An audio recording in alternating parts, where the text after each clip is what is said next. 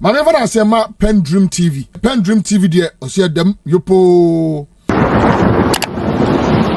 Investigations on research on the quality of our water in the light of our fight against galamsey with the NIMOS and all of that. And they have some very interesting findings. They're saying that water quality has improved, but it says slightly. But illegal mining is still a threat. Now, it's a story by Benjamin Acton Tete, who says Ghana's water quality recorded a marginal improvement in 2025, rising from 57.4% in 2024 to 60.6%. The acting executive secretary of the Water Resources Commission, Dr. Mauli Lumo, has disclosed the improvement based on data collected from 41 water quality sampling stations across the country places the country's water quality within the fairly good category. Speaking in an exclusive interview with the Ghanaian Times on Monday, Dr. Lumo said the assessment conducted in February and July 2025 showed improvement at 25 sampling stations, while water quality declined at 16 others. He attributed the gains largely to the operations of the National Anti-Illegal Mining Operations Secretariat NIMOS and the Blue Water Guard Initiative, particularly in mining communities where many of the monitoring stations are located. According to him, efforts by NIMOS to remove illegal miners from river bodies had significantly contributed to the improvement of water quality. The operations of NIMOS, for instance, have improved some of our river bodies. There are some places that we have seen a decline, but generally there has been improvement across. Despite the progress, Dr. Lumo said inadequate resources have limited NIMOS's ability to extend its operations to all illegal mining hotspots across the country. He therefore appealed to the government to adequately resource the Secretariat to enable it to sustain and expand its operations. Initially, I said it's an NGO. It's actually not an NGO, it's a state institution. And let me just quickly correct that. The Water Resources Commission is a state institution. In fact, it was being headed by this guy, but he's now been moved from there. I've forgotten the name. He's now been moved from there. He's now Water Resources one. Yes, Water Resources Commission. I think that was where Professor Sidu was. Yes. Ali. Thomas Central. Yeah, he's now MP, so he obviously can't be there. Absolutely, you're right. Thank you very much. So I think he's the guy who's been acting since Ali Sidu left there. Yes. So yes, Obalebo Amamotala and the rest of your colleagues. So good morning to Senior and to your good self, Moro. And let me use this opportunity to thank the leadership of Nyeshi and Damankongil in Sanaro constituency for the leadership they demonstrated over the last 2 days in restoring calm back to those communities. There was a dispute that claimed the life of one person in my constituency and several others in critical conditions at the hospitals as we speak. So I want to thank them for helping us restore peace, and I urge them to continue like this so that we find amicable solutions to the issues. Now, coming to today's discussion, I have still not come to terms with what happened on August 6, 2025. It's still a sad day for me, and what I can only say is time flies. I remember vividly where I was when I heard the news, and the names that kept coming were people that I have so much attachment to. If you look at Omanebwama, for example, when I was working at the NDC headquarters, he was our election director. Okay. So virtually I was dealing with him every day. He was a man of finesse, very attentive and detailed, and very, very analytical. The innovations that he brought to the NDC election secretariat was something that we cannot easily replace him.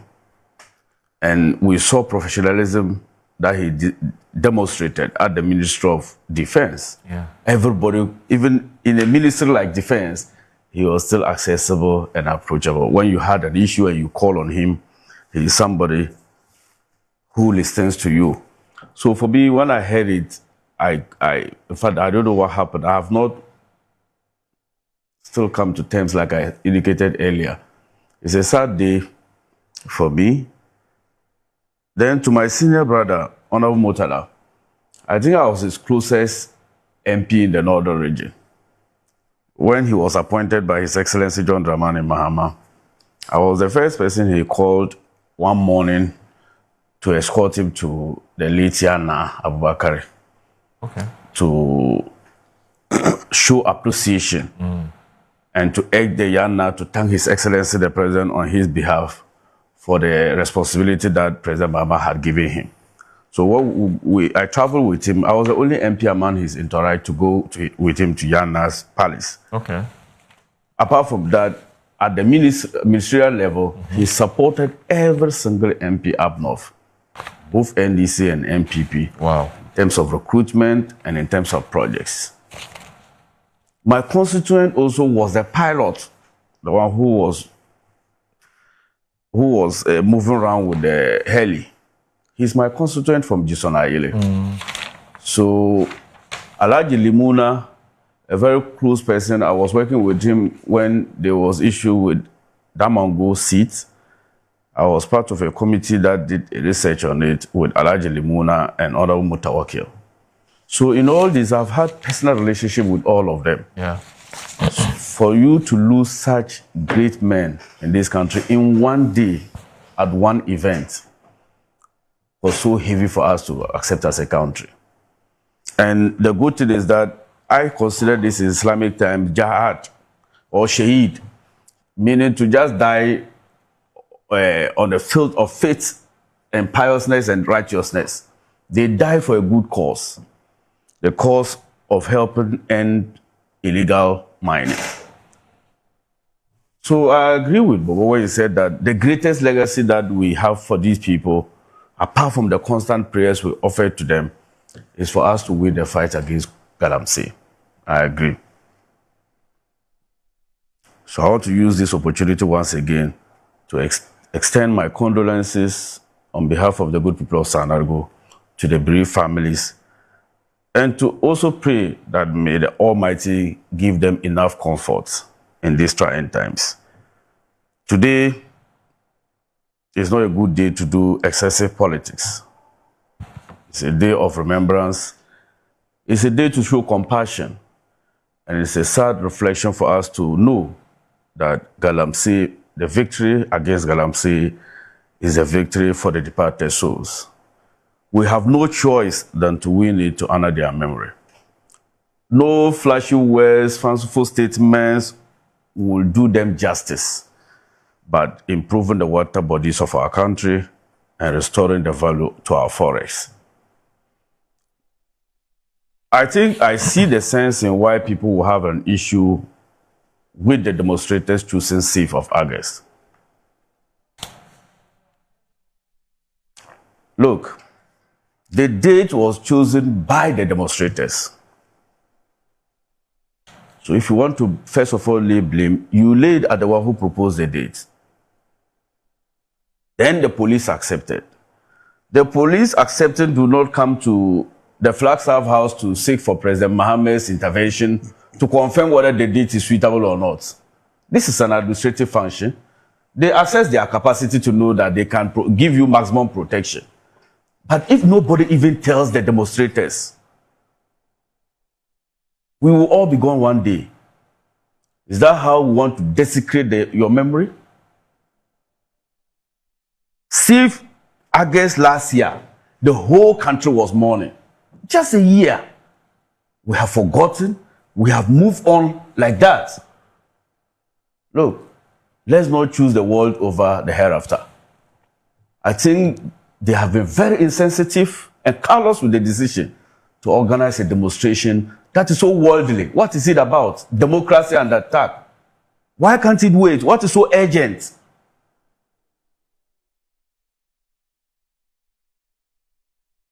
This is irresponsible to the highest order. Even if nobody tells you, if it had happened to you or your government in the past, I'm sure we would have done justice to it by observing the memories of those people.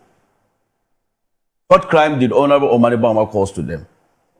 So I think that it is not playing on emotional keyboards of people. No. It is just to exercise the right judgment. This is exercise of judgment. If nobody even tells you, you need to know that this is their first anniversary. It is not something that we have been doing year on year. This is the first anniversary. You cannot.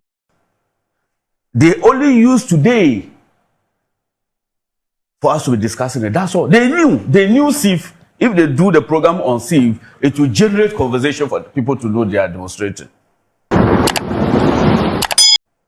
They knew it. You mean they did it intentionally? They did it intentional. Who doesn't know 6th August was the day this incident happened? It was such a trauma for every Ghanaian. Who doesn't know this? Look, they are trying to launch their national election campaign, period. Nana B is looking for first national vice chairman. Campaign is not going well. Look, all of them, all their candidates, the only thing they know is that when party person is arrested, then they march there to show solidarity and speak to the media, warning people, tomorrow is pregnant, Or demonstrations. Nana B demonstration is just to win his national elections, nothing else. We've been there before. We know how these things are done. So, in opposition, your major stakeholder holding the fort for the party is the parliamentary caucus. Now, parliament is on recess. Their election is just in September or so, their national elections. How do I campaign? So, observe something. Anytime there is an arrest, you know who are those who speak? Nana B, Justin Kodua, and then Salam Mustafa.